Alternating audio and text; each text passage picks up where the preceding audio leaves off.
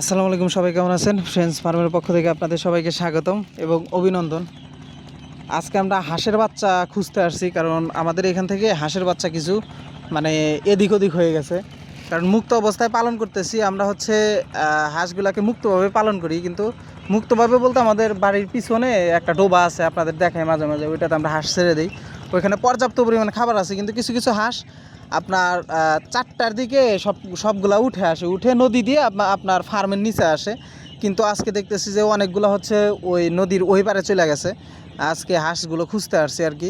মানে আমাদের নদীর ওই পারে আর একটা বড় নদী আছে, ওইখানে স্রোত, প্রচুর পরিমাণ স্রোত, নৌকা নিয়ে যেতে হিমশিম খাওয়া হয় আর কি।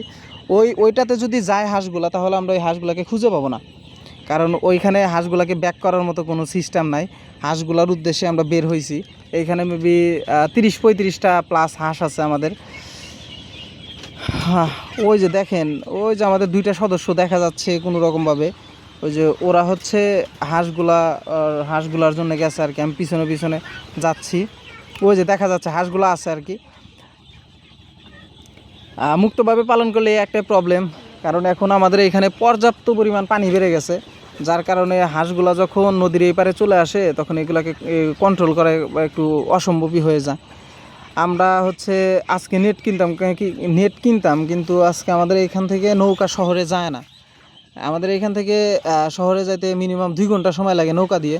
আজকে আমাদের এখানে বিশাল হাট, যার জন্য আজকে নৌকা যায় না। আজকে হচ্ছে হাটেই নৌকা আপনার যে খেওয়া ধরে আর কি, এভাবে কাজ করে। আমাদের কালকে নেট আনতে হবে, নেট এনে আমরা চতুর্দিক দিয়ে, আমাদের ওইখানে 3-4টা নেট হলে হয়ে যাবে। 4টা নেট দিলে আপনার আমাদের যতগুলো বাচ্চা আছে 450 প্লাসের মতো বাচ্চা আছে, এগুলো সব ওর ভিতরেই থাকতে পারবে, আর কোনো প্রবলেম হবে না। কিন্তু যতক্ষণ পর্যন্ত আমরা নেটটা না নিয়ে আসতেছি ততক্ষণ পর্যন্ত আমাদের এই প্রবলেম। আর এইভাবে যদি আমরা চলতে থাকি, বা আমাদের এইভাবে যদি চলতে থাকে, এখান থেকে যদি এইভাবে হাঁস আপনার এদিক সেদিক হয়ে যায়, তাহলে আমরা চালান খুঁজে পাবো না। এই জন্যই হচ্ছে প্রবলেম। আর একা খামার করা কোনোভাবেই পসিবল না। এখানে যদি আমি একা হতাম, তাহলে এগুলা কোনোভাবেই আপনার এগুলাকে কন্ট্রোলে আনা পসিবল ছিল না। দেখেন আমাদের এখানে চতুর্দিকেই পানি, এখন একটু পানি কমছে, যার জন্য কিছু জায়গায় একটু উঁচু আছে, আর সবগুলো হচ্ছে পানিতে ডুবে গেছে। হাঁসগুলা নিয়ে আমরা যাচ্ছি। এখানে অনেকগুলো হাঁস, 35-40টার মতো হাঁস আছে এখানে, বেশি আছে হয়তো। কিছু ছোট বাচ্চাও আছে। এই পুরা নদীটা সাঁতার দিয়ে তারা হচ্ছে নদীর ওই পারে গেছে, ছোট বাচ্চাগুলো, যেগুলোর বয়স আজকে 11 দিন 12 দিন মেবি। এই বাচ্চাগুলাও ওদের সাথেই গেছে আর কি। আমরা অবশেষে বাচ্চাগুলোকে পেয়েছি এবং ফার্মের দিকে নিয়ে যাচ্ছি সবগুলাকে। আর এইভাবে আমরা যদি পালন করতে থাকি, তাহলে আমরা চালান খুঁজে পাবো না ভাই। আমাদের অতি শীঘ্রই, অতি দ্রুত আমাদের কালকের ভিতরেই হচ্ছে আপনার নেট দিয়ে বাউন্ডারি করে দিতে হবে। বাউন্ডারি করার পরে হাঁসগুলো আমরা নামাইতে পারবো। তার আগে আমরা কালকে হাঁস নামাবো না, কারণ যদি আবার হাঁস নামাই, আবার যদি এদিক সেদিক হয়ে যায়, তাহলে আমরা কন্ট্রোল করতে পারবো না। কালকে আমাদের 2টা সদস্য শহরে চলে যাবে নেট কেনার জন্যে। আমরা কালকে হাঁসকে নামাবো না, কালকে ফার্মের ভিতরেই রাখবো, ফার্মের ভিতরে রেখে খাবার দাবার দেবো কালকে। কারণ আমরা 2 জন এতগুলো বাচ্চাকে কন্ট্রোল করতে পারবো না। যখন তারা নদীর ভিতরে চলে আসবে, এখানে একটু স্রোত আছে, বাচ্চা এদিক সেদিক হয়ে যায়, মানে হচ্ছে আপনার 30টা-40টা করে ভাগ ভাগ হয়ে যায়। এখানে যদি 4টা-5টা গ্রুপ হয়, তাহলে আমরা 2 জন এগুলোকে কন্ট্রোল করতে পারবো না, যার জন্য আমরা কালকে নামাবো না। আর আপনারা যারা ফার্ম করবেন বা ফার্ম করতে ইচ্ছুক, আপনাদের যদি বিল থাকলে কোনো সমস্যা নাই, কিন্তু নদী থাকলে, বিলের সাথে যদি নদী থাকে, স্রোত থাকে, তাহলে প্রবলেম। কারণ হাঁস এক জায়গায় কখনো থাকে না, আর হাঁস হচ্ছে দলবদ্ধভাবে থাকে। আপনার সবগুলো একসাথে থাকবে না, ওর ভিতরে কিছু দল দল গঠন করে এক দিক চলে যায়।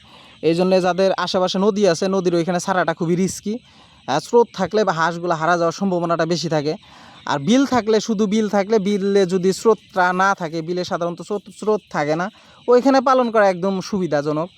আর যাদের হচ্ছে আপনার বিলের আশেপাশে নদী আছে, যেমন আমাদের এটা হচ্ছে বিল ধরা চলে, এর আশেপাশে আপনার নদী আছে, 2টা নদী আছে, স্রোত আছে, এখানে আপনার রিস্কি মনে হয় আর কি। আমাদের হচ্ছে এখন একটাই সুবিধা হবে, যখন পানিটা কমে যাবে, পানিটা কমে যাওয়ার পরে এখানে একটা ডোবা সিস্টেম হবে, এখানে পর্যাপ্ত পরিমাণ শামুক থাকে, মাছ থাকে, আর এখানে বাচ্চা পালন করা খুবই সুবিধাজনক আর কি।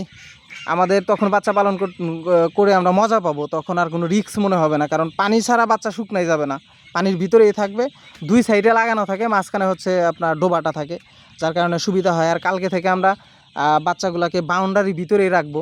কালকে শহর থেকে যখন নেটটা কিনে নিয়ে আসবে, আমরা সকাল থেকে একটু কাজ করব, এখানে বাঁশ গাড়তে হবে, চতুর্দিকে বাউন্ডারি দিতে হবে।